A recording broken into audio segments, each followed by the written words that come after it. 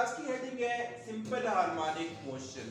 हमने different types of motion को body में डिस्कस किया था कि कोई भी बॉडी सिंपली ट्रांसलेटरी मोशन रख सकता है, वाइब्रेटरी मोशन हो सकती है या रोटेटरी मोशन हो सकती है। फॉर एग्जांपल गाड़ियां स्ट्रेट रोड पे जा रही हैं, दीज आर ट्रांसलेटरी मोशन। अगर एक ऑब्जेक्ट गोल दायरे में घूम रहा है, जैसे जमीन घूम रही है अराउंड द सन, या चांद जमीन के गिर्द घूम रहा है, या उसके अलावा फैन घूमता है अराउंड फिक्स एक्सिस, इसको हम रोटेटरी मोशन का नाम देते हैं। और इसके अलावा जैसे सिंपल पेंडुलम वाइब्रेट कर रहा होता है, that is the type of vibratory motion. तो हमारे पास डिफरेंट टाइप्स ऑफ मोशन मौजूद है। अब हम उन्हीं में से देखना चाहते हैं कि सिंपल हार्मोनिक मोशन कौन सी होती है और उसको हम कैसे प्रूव करेंगे।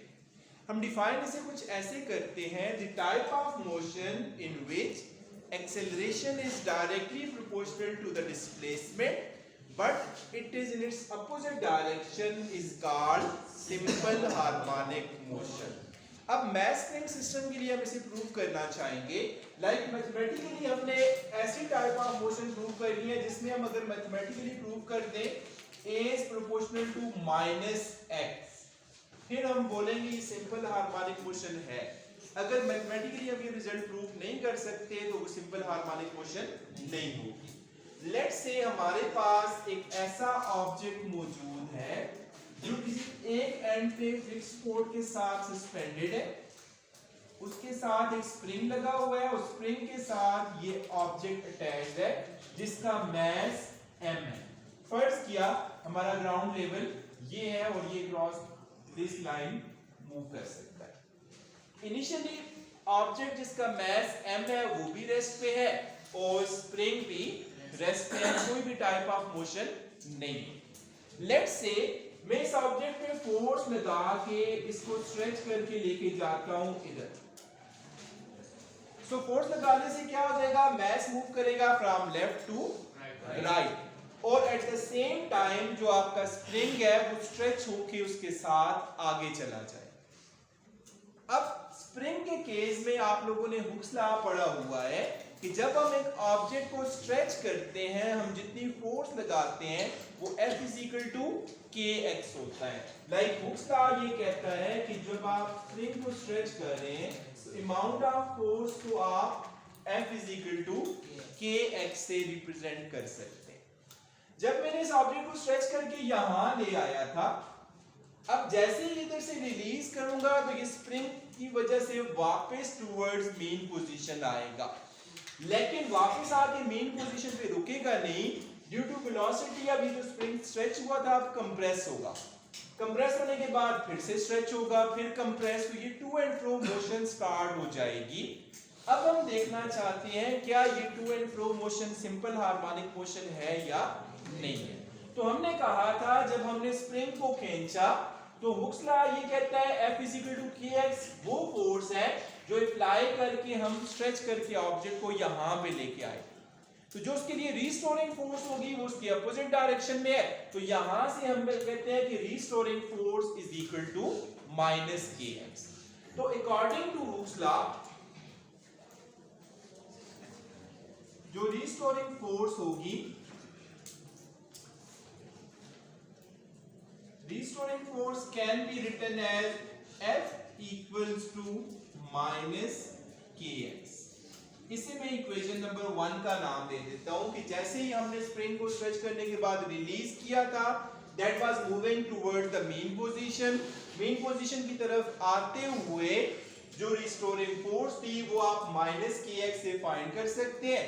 k इस स्प्रिंग का स्प्रिंग कांस्टेंट है या स्टिफनेस है, और ये बात हमें पता है जितनी ज्यादा फोर्स लगाएंगे डिस्प्लेसमेंट ज्यादा होगा, कम फोर्स लगाएंगे तो डिस्प्लेसमेंट कम होगा। तो इस वजह से according to Hooke's law F = -kx लिखते हैं।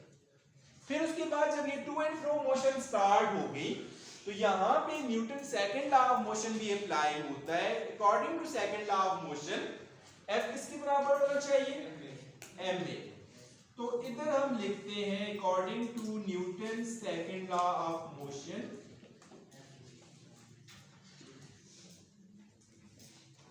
F = ma। पहले हमने हुक्स लॉ का रेफरेंस दिया, हमने कहा F is to minus k x होता है। अब हमने न्यूटन लॉ का रेफरेंस दिया, हमने कहा F इज टू एम है। अब फिनोमेना एक ही है, उसको हम दो डिफरेंट स्टाइल्स में देख रहे हैं। मतलब पहले हम जब हुक्स लॉ की बात कर रहे थे, हम लोग कहते हैं F is to minus k x.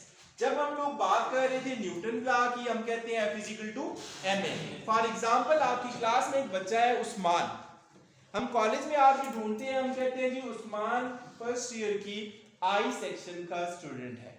एक इंफॉर्मेशन हमें यहाँ से मिलती। फिर हम उसके गांव चले जाते हैं, हम कहते हैं उस्मान फलां गांव में रहता है। क्या ये वाला उस्मान और वो उस्मान दोनों सेम है, डिफरेंट है?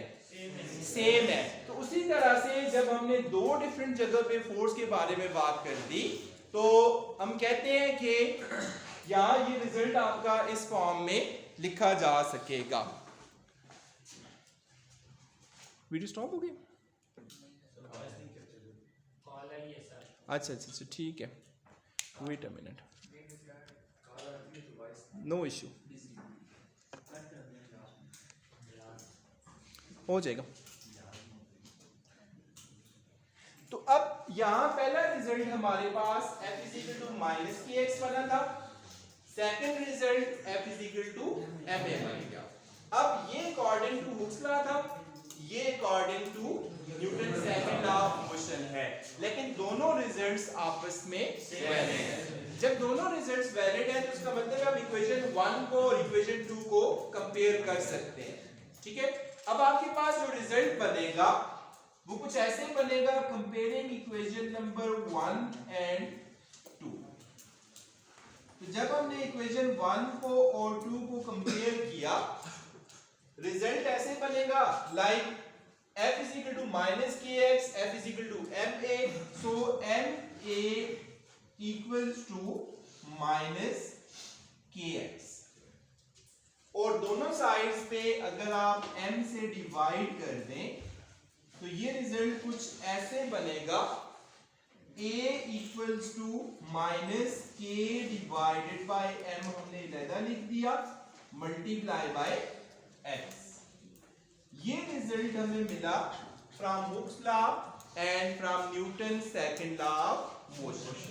अब ये जो ब्रैकेट में मैंने टर्म रखी हुई है k बाय m, यहां देखिए k क्या था, स्टिफनेस ऑफ द स्प्रिंग थी या स्प्रिंग कांस्टेंट था।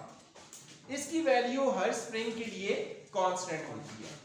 ये m mass of the object था, उसकी वैल्यू भी कांस्टेंट होगी। तो इसका मतलब है k divided by m as a whole क्या है, कांस्टेंट आएगा। तो जब आप कांस्टेंट को हटाते हैं तो इक्वालिटी साइन प्रोपोर्शनल साइन में कन्वर्ट हो जाता है। तो इसका मतलब है हम ये लिख सकते हैं यहां से कि like a is equal to minus times constant multiply by x। और जब आप कांस्टेंट को हटाएंगे तो ये रिजल्ट बनेगा a is proportional to minus x। So mathematically हमने मास स्प्रिंग सिस्टम के लिए ये कंडीशन प्रूव कर दी है कि a is directly proportional to minus x। सो हम बोलते हैं कि ये हमारे पास एक सिंपल हार्मोनिक मोशन है। ठीक है, तो मास स्प्रिंग सिस्टम को यहां से आप जस्टिफाई कर सकेंगे, it is a type of simple harmonic motion. अब जब कभी भी कोई सिंपल हार्मोनिक मोशन होगा तो वहां पे उसका टाइम पीरियड भी होगा, उसकी फ्रीक्वेंसी भी होनी चाहिए। बाय स्टैंडर्ड जो हम इक्वेशन लिखते होते हैं वो कुछ इस तरह से होती है कि a equals to minus omega square x। ये कांस्टेंट को हम ओमेगा स्क्वायर का नाम देते होते हैं। तो इधर हमारा कांस्टेंट क्या था, k बाय m था। तो इसका मतलब है यहां हम कह सकते हैं k by m equals to omega square. तो इधर हमने ओमेगा स्क्वायर की जगह k बाय m लिख दिया, which implies that taking square roots on both sides, square root से कट जाएगा, इधर square root of k by m आएगा। तो ओमेगा will become equal to square root of k divided by m। तो तो इससे अगर आप सिंपल हार्मोनिक मोशन के लिए, सिंपल हार्मोनिक ऑसिलेटर के लिए टाइम पीरियड फाइंड करना चाहें और फ्रीक्वेंसी फाइंड करना चाहें तो वो दोनों फाइंड हो सकते हैं। सबसे पहले हम टाइम पीरियड लिखते हैं। Time period of simple harmonic oscillator लिखा जाता है is equal to 2 pi divided by omega, और it can be written as 2 pi divided by omega की जगह आप लिखेंगे square root of k by m। तो जब ये k बाय m में m डबल डिवाइड ऊपर जाएगा नोमिनेटर में, तो आप टाइम पीरियड कुछ ऐसे लिखेंगे, ये m ओवर k बन जाएगा। तो यहां से टाइम पीरियड को आप लिख सकते हैं 2 pi square root of m over k। ये रिजल्ट हमारे पास आ गया टाइम पीरियड के लिए। और इधर से ही अगर हम फ्रीक्वेंसी लिखना चाहें, फ्रीक्वेंसी के बारे में आप लिखते होते हैं frequency is the reciprocal of time period. Like जो फार्मूला टाइम पीरियड का होगा उसका रेसिप्रोकल ले ले, वो आपको फ्रीक्वेंसी मिल जाती है। तो यहां से हम लिख सकते हैं कि अगर टाइम पीरियड 2 पाई m ओवर k है, इट मींस दैट फ्रीक्वेंसी, इस सारे का रेसिप्रोकल क्या आ जाएगा, 2 पाई का reciprocal 1/2 pi, m over k का रेसिप्रोकल k ओवर m। तो कंक्लूजन ये हुआ कि frequency will become equal to 1 divided by 2 pi square root of k divided by m। ये रिजल्ट आपके पास आ जाता है जो कि सिंपल हार्मोनिक ऑसिलेटर के लिए प्रूव होता है। That's it for today. Thank you.